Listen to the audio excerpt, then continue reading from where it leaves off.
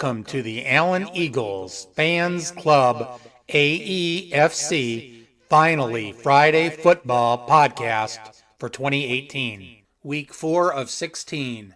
Plano Senior Wildcats versus the Allen Eagles at Eagle Stadium Thursday, September 20th at 7 p.m.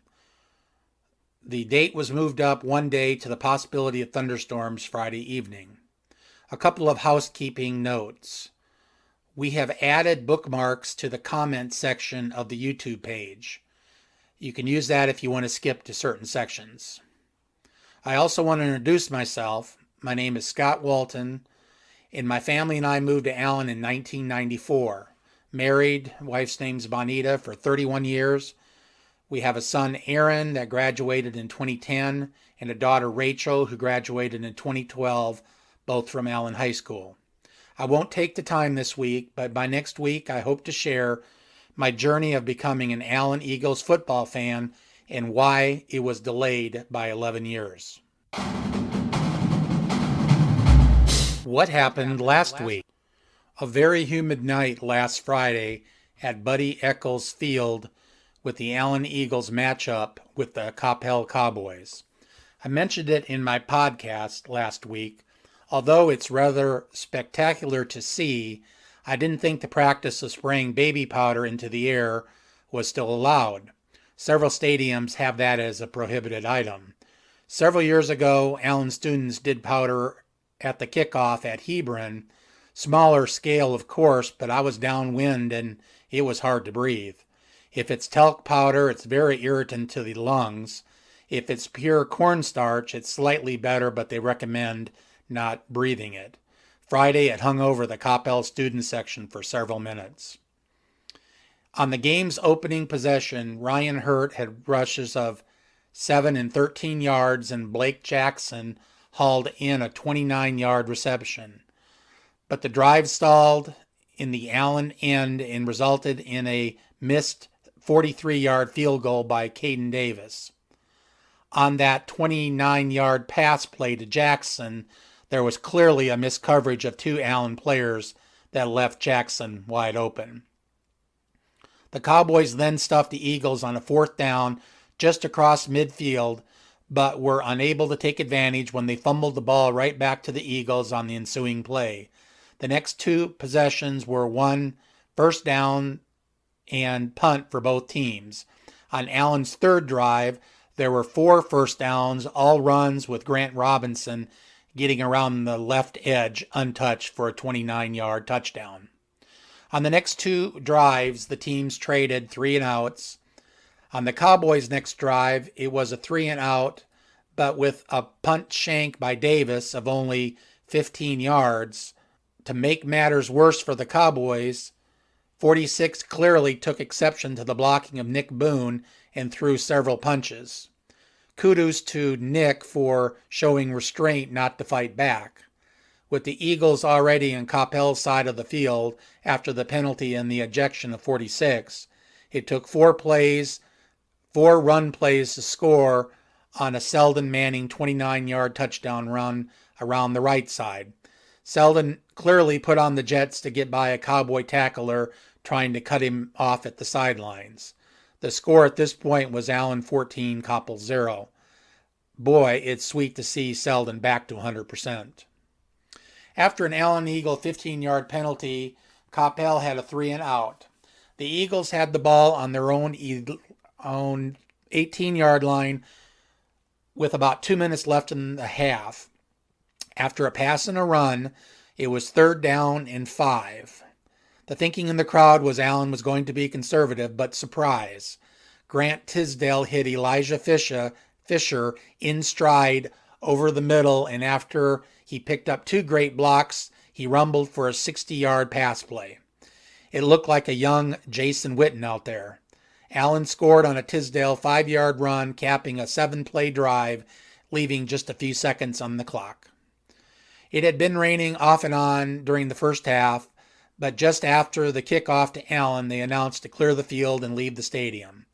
After several noticeable lightning strikes, the two coaches agreed to call the game and declare Allen the winners 21 to Coppell 0. Allen now is 3-0 on the season. Allen rolled up 187 rushing yards against 72 passing yards.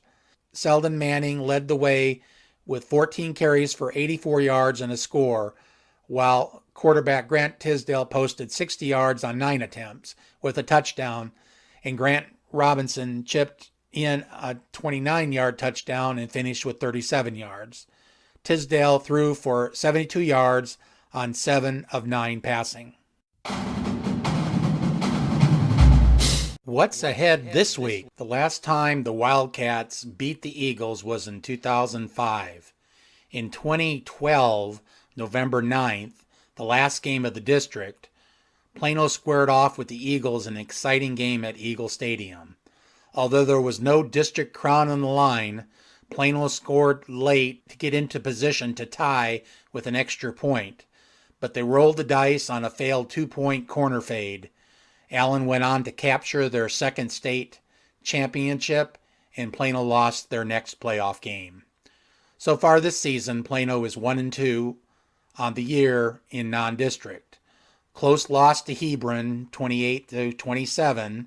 High-scoring win with El Paso, 72-48. And a late touchdown win for Rowlett in a 24-17 loss for the Wildcats. Some players to watch. Number 2, Kyron Cumby. He's a senior running back. The first 2 games were big for Cumby, but he was held in check last week against Rowlett. 27, Cody Christ. He's a junior running back. Both of these rushers have 100-plus yard potential, with Cumby among the most explosive football players in the state with a cool 13.8 yards per carry average so far this season. Their quarterback is 23, Cole Winnett, a senior. Backup is 24, Oliver Towns Jr. 86, Heinrich Andresi, senior wide receiver, 6'4". So far this season has 4 catches for 106 yards and 1 touchdown. Another receiver is number 3, Jaden Chambers, a junior. 25, Tylen Hines. This looks to be the running back, all-purpose that probably will replace Cumby for next year. In the offensive line, 71 is Jack Alexander, 6'3", 260. 78, Jacob Norkowitz, a senior, 5'8", 243. 76, Simlik Muba, senior, 5'8", 243. 69, Jacob Russ Jr., 6'2", 300. He seems to be the biggest of the linemen. There's also 44, Christian Sabatini. He's a 6'2 junior at tight end. Plano's defense is returning just 3 starters. 94, Kenyon Hurst, senior, 5'11", 230, was one of the breakout stars in 6A last season and anchors the Wildcats' pass rush at defensive end. He'll be joined in the front 7 by the likes 90, Nevis Rodriguez, number 6, Jarris Jackson, 54, Nathaniel Jones, 38, Scott Albright, Plano's leading tackler so far this season. Number 5, J.J. Lee, captains the Plano secondary, complemented in the defensive backfield by junior 11, Isaiah Calhoun, who saw time at running back and receiver last year, and junior 7, Nolan Williams, who could contribute on both sides of the ball this season. Inside the Allen Eagles huddle. After some early struggles on offense in the Coppell game, the offensive line just started pushing and leading on Coppell's defensive line and slowly wore them down. Between the tackle, run plays began to be effective and later opening up runs around the edge for big gains. On offense, the before-mentioned Manning having a great season, but also it's super to see Grant Robinson and Elijah Fisher to have big plays. On defense, 54, Casey Curl at defensive tackle and number 6, Matthew Norman at defensive back are making big impacts when they come into the game as backups. I've noticed solid and great form tackling by the defense, especially in the open field. On the kicking team, several guys getting down the field fast and keeping the opponent's returns in check. Game predictions. I am not sure I'm going to give a prediction each week because I do not want to set up a false sense of security. When my daughter was in school, she would ask me, "Daddy, are the Allen Eagles going to win tonight?" I usually would say I'm a little nervous because you never know, but I think the Eagles are the better team. But we will need to be ready to play, hopefully a great week of practices, wear them down with our depth, control the offense and defensive lines, coaches adjusting as needed during the game, tackle in the open field to prevent them from having long plays. We do not have to be perfect, and if we should just have one bad play, not dwell on it. Get the skilled players in the right position to show their talent, and then we should have a victory. Around the District 9 6A. On Thursday night, Louisville was at Boyd. Boyd lost 34-21. Boyd is now 0-3. On Friday night, Plano East at Saxe. Plano East won 29-7. East is now 3-0. Flower Mound at Prosper. Prosper won 52-21. Prosper is now 3-0. J.J. Pierce was at McKinney. McKinney lost 38-22. McKinney now 0-3. Coric Dunn of McKinney rushed for 321 yards on 23 carries. Wiley was at Jesuit. Jesuit won 35-14. Jesuit now is 1-2. Plano was at Rowlett. Plano lost 24-17. Plano is now 1-2. Mesquite was at Plano West. Plano West lost 44-20. West is now 0-3. The games for Thursday and Friday night for 9-6A. Some of these games may be actually moved up to Thursday at press time. Jesuit is at Plano West at John Clark Field. McKinney at Prosper has been moved up to Thursday. Of course, Plano is at Allen. That's been moved up to Thursday. And Plano East versus McKinney Boyd at McKinney ISD Stadium. That's still showing as a Friday game.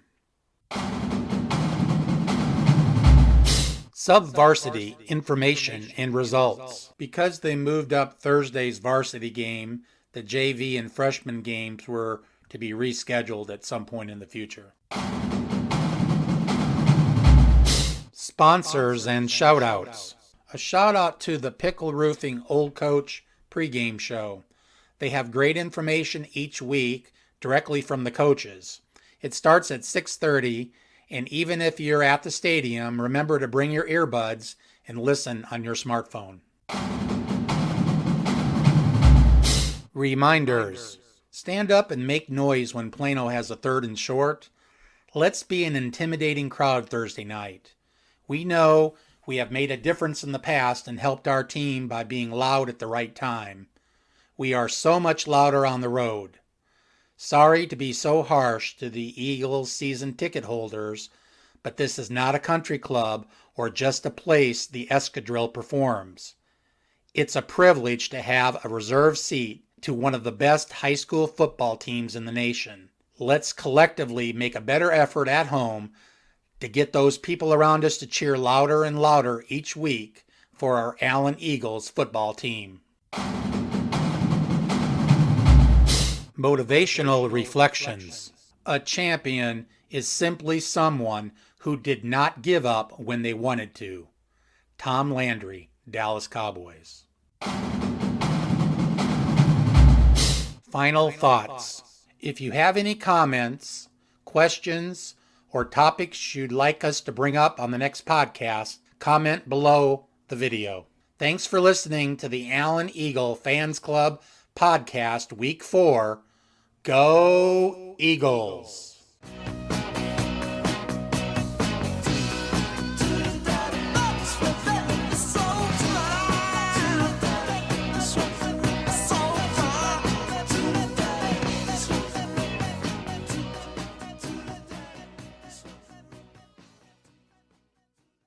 This podcast is for the enjoyment of the Allen Eagles Fans Club and its listeners.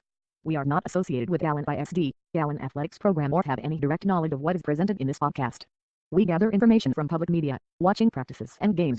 The information presented in these podcasts are subject to change, error, and the opinion of the Allen Eagles Fans Club.